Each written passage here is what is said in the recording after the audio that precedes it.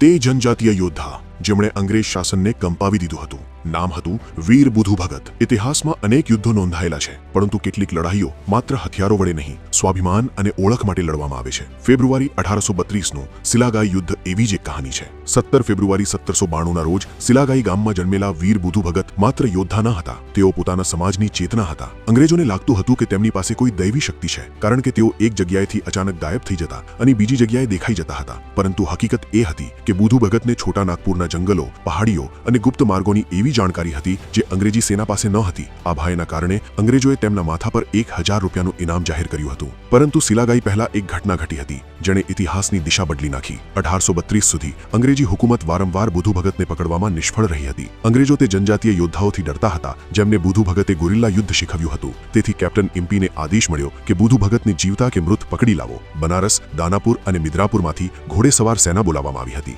2 ફેબ્રુઆરી 1832ના રોજ જાણકારી મળી કે ટીકો ગામમાં બુધુ ભગતની સભા છે. અંગ્રેજી સેનાએ ગામને ચારે તરફથી ઘેરી લીધું, પરંતુ બુધુ ભગત ત્યાં હાજર ન હતા. વારંવાર હાર મળવાથી અંગ્રેજો અકળાયા અને ગુસ્સો ગ્રામજનો પર કાઢ્યો. તેમણે ગ્રામજનોની પૂછપરછ શરૂ કરી, ધમકીઓ આપી અને જ્યારે નિરાશ થઈ ગયા ત્યારે ટીકો ગામમાં ખુલ્લેઆમ નરસંહાર કર્યો. ગ્રામજનોએ પોતાની ધરતી અને લોકોની રક્ષા માટે સંપૂર્ણ બહાદુરીથી સામનો કર્યો. પરંતુ આ સંઘર્ષમાં વીર બુધુ ભગતના 2 પુત્રો હાલધર અને ગિરધર તેમજ તેમની 2 દીકરીઓ રૂનિયન અને જુનિયન શહીદ થયા. ટીકો ગામ સંપૂર્ણ રીતે તબાહ થઈ ગયું. આશરે 4000 લોકોને પકડીને જંગલોના માર્ગે જબરજસ્તી લઈ જવાયા. જ્યારે મહિલાઓ અને બાળકો હતાશ થઈ બધું જ જોતા રહી ગયા. અને એ સમયે એક અસાધારણ ઘટના બની. ફેબ્રુઆરીનો સૂકો મહિનો હતો. વરસાદની કોઈ આશા ન હતી. અચાનક આકાશ કાળું થઈ ગયું, આંધી ચાલી અને મુસળધાર વરસાદ શરૂ થઈ ગયો. અંગ્રેજી સેનાને આશ્રય લેવો પડ્યો અને જેમને પકડી લેવાયા હતા તેઓ ભાગીને પોતાના ઘરે પરત ફરી આવ્યા. આ અંગ્રેજો માટે મોટી નિષ્ફળતા હતી અને બુધુ ભગત માટે અંતિમ સંકેત હતો. ટીકો નરસંહાર પછી બુધુ ભગત સમજી ગયા હતા કે હવે આગળનો હુમલો સિલાગાઈ પર થવાનો છે. તેમણે પોતાના લોકોને તૈયાર કર્યા. 13 ફેબ્રુઆરી 1832ના રોજ કેપ્ટન ઇમ્પી 5 સૈન્ય ટુકડીઓ સાથે સિલાગાઈ પહોંચ્યો